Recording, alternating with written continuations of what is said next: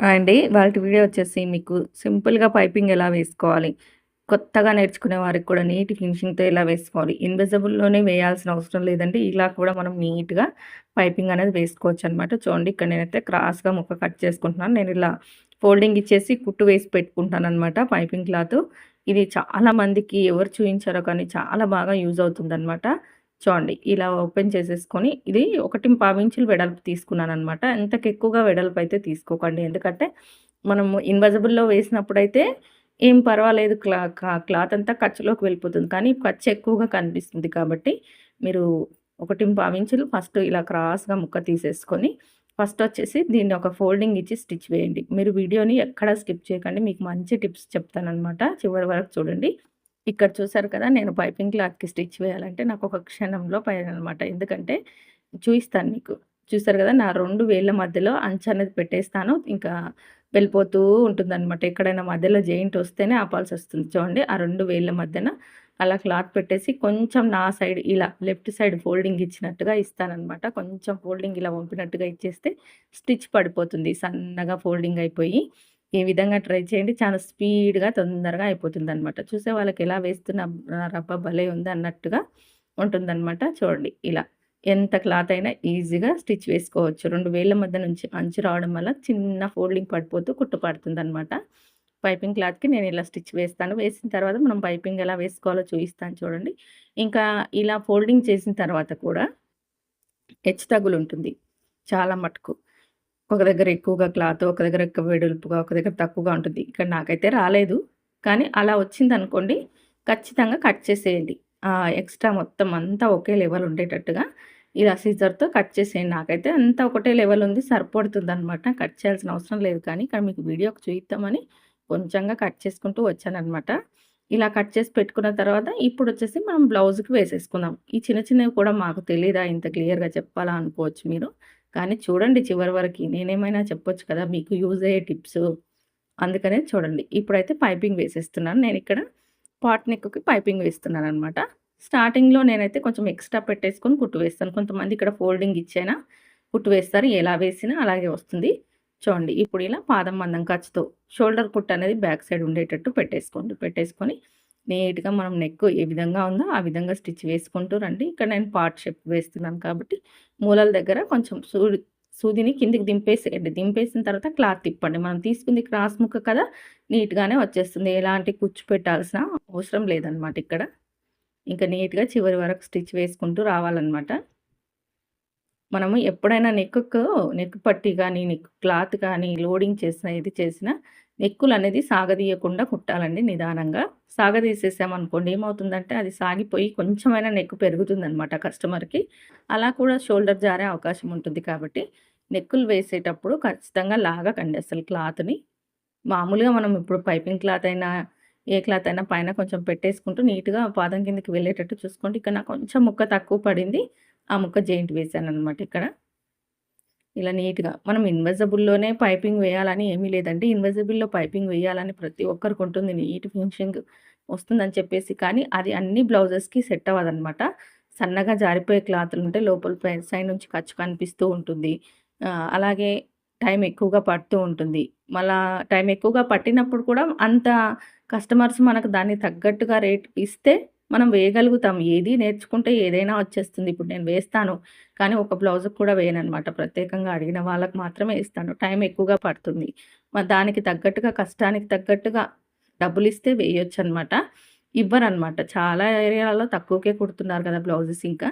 అలా తక్కువగా ఇస్తూ ఉంటారు కాబట్టి ఇంకా వాళ్ళకి తగ్గట్టుగా మనం కుడతాం. ఇలా వేసినా కూడా చాలా నీట్‌గా ఉంటుందండి. చాలామంది ఇలా వేస్తే పైపింగ్ కుచ్చుకుంటుంది అని అంటారు. ఎందుకు కుచ్చుకుంటుంది? ఈ క్లాత్‌లేమి కుచ్చుకోవన్నమాట.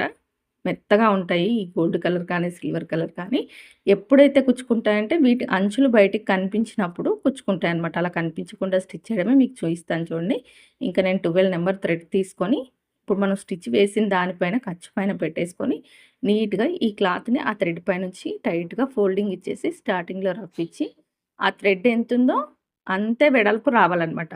ఇక్కడ ఎంత టైట్‌గా పట్టేసుకుంటే అంత నీట్‌గా వస్తుంది. మన చేతుల్లోనే ఉంటుందనమాట పైపింగ్ వేసే విధానము. ఒక దగ్గర లూజ్‌గా, ఒక దగ్గర టైట్‌గా అస్సలు రాకూడదు. ఆ థ్రెడ్ ఎంతుందో అంతే వెడల్పుతో చివరి వరకు మనం నెక్ ఎంత పెట్టుకున్నామో అక్కడి వరకు అదే లెవెల్‌లో రావాలనమాట. చూడండి ఇంక నేను నీట్‌గా ఇక్కడ మనకు లెఫ్ట్ హ్యాండ్‌తో ఇలా ఇప్పుడు థ్రెడ్ పెట్టేసాను దాని పైనుంచి ఇలా పట్టేసుకొని ఇలాగే కుట్టు వేయకూడదనమాట. కొంచెం మిడిల్‌లో ఇలా టైట్‌గా అనుకుంటూ లెఫ్ట్ హ్యాండ్‌తో ఇలా నీట్‌గా సెట్ చేసుకుంటూ కుట్టు వేసుకుంటూ రండి. మీరు చూపిస్తాను మీకు. ఆ థ్రెడ్ ఎంతుందో అంతే లెవెల్‌లో వస్తుందనమాట. ఫినిషింగ్ అంటే ఇదే అనమాట.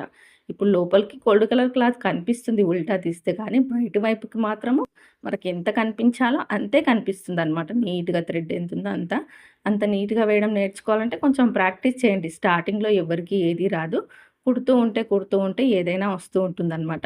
పైపింగ్ విషయానికొస్తే మాత్రం పైపింగ్ అందరికి నీట్‌గా వస్తుంది. నాకు రావట్లేదు ఎంత ట్రై చేసినా అంటే అది మీ చేతుల్లోనే ఉందనమాట. మీరెక్కడో థ్రెడ్ పెట్టేసి లూజ్‌గా పట్టేసుకొని ఉండుంటారు. అలా లూజ్‌గా మాత్రం పట్టకండి. టైట్‌గా పట్టుకోండి. థ్రెడ్ పైన ఉన్న క్లాత్‌ని టైట్‌గా పట్టేసుకొని ఆ థ్రెడ్ పక్కనే స్టిచ్ పడాలనమాట. థ్రెడ్ పైన పడకూడదు, క్లాత్ పైన పడకూడదు. అప్పుడు నీట్ ఫినిషింగ్ వస్తుంది. మీకు చివరి వరకు చూడండి. ఇంకా మీకు నీట్ ఫినిషింగ్ ఇంకా ఎలా అనేది చూయిస్తాను. ఇలా మొత్తం అయితే నేను కుట్టు వేసుకుంటూ వస్తున్నాను చూడండి. ఇలా. ప్రతి ఒక్కరు ఇప్పుడైతే పైపింగ్ అయితే ఖచ్చితంగా అడుగుతున్నారనమాట. ప్రతి బ్లౌజ్‌కు. డైలీ వేర్ శారీస్‌కి కూడా మంచి పట్టు శారీస్‌కి కూడా పైపింగ్ అనేది నడుస్తూనే ఉందనమాట.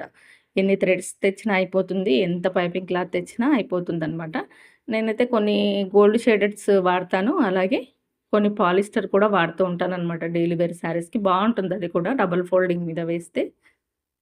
చూడండి ఇలా అయితే మొత్తానికి ఇక్కడ పాట్ షేప్ దగ్గర నీడిల్ కిందకి దించేసుకొని టైట్‌గా పట్టేసుకోవాలనమాట. ఇక్కడ కూడా థ్రెడ్ కుట్టు పైనుంచి పెట్టేసి ఆ ఖర్చంతా అక్కడ మందంగా ఉండి లోపలికి వెళ్ళిపోకపోతే ఏదైనా పిన్ తీసుకోండి. పిన్ తీసుకొని నీట్‌గా లోపలికి అనేసుకొని మనకు థ్రెడ్ ఎంతుందో అంతే బయటికి కనిపించేటట్టు చూసుకోండి. ఇక్కడ నాకు చూసారు కదా థ్రెడ్ అనేది లోపలికి వెళ్ళిపోతుంది. ఖర్చు కిందకి వెళ్ళిపోతుందనమాట. అందుకే ఏదైనా ఇలా నీడిల్ లాంటిది ఏదైనా మన చేతిలో ఉంటుంటాయి కదా! వాటితో నీట్‌గా సెట్ చేసుకోండి. ఎందుకంటే అంతా ఒకటే లెవెల్‌లో కనిపించాలి. కొంచెం నిదానంగా వేయాలనమాట. చూడండి ఇలా. మీకు చూయిస్తాను. ఎంత థ్రెడ్ ఎంతుందో అంతే. స్టార్టింగ్ నుంచి చివరి వరకు అదే లెవెల్‌లో రావాలనమాట. మీ వేలల్లోనే ఉంటుంది. మీ చేతుల్లోనే ఉంటుందనమాట. ఆ పట్టుకునే విధానం. ఎలా పట్టుకోవాలనేది. చూడండి ఇలా చివరి వరకు వేసుకుంటూ వచ్చేసేయండి. మొత్తం కూడా. ఈ లాస్ట్‌కొచ్చేసరికి మనకు థ్రెడ్ నెక్ వరకు ఎంత అవసరమో అంత కట్ చేసుకొని, ఎక్స్‌ట్రా ఖర్చుంది కదా! దాన్ని లోపలికి మడిచేసేయండి. చూడండి. ఇప్పుడు ఈ చివరికొచ్చేసాం కదా! నేను ఎక్స్‌ట్రా ఒక పావించి గోల్డ్ కలర్ క్లాత్ ఎక్కువగా పెట్టాను కదా! కరెక్ట్ నెక్ వరకి థ్రెడ్ కట్ చేసి దాని పైనుంచి ఇది ఇలా లోపలికి ఫోల్డింగ్ ఇచ్చేసుకుంటే నీట్ ఫినిషింగ్ ఉంటుందనమాట. ఇంకెక్కడ గుచ్చుకోవడాలు అదంతా లేకుండా ఎలా చేయాలనేది చూపిస్తాను. ఇప్పుడు ఎందుకు గుచ్చుకుంటుందంటే, ఈ గోల్డ్ కలర్ క్లాత్ అంచులకు మన పోగుల్లాగా ఉంటే గుచ్చుకుంటుందనమాట. అవి లేకుండా చూసుకోవాలి.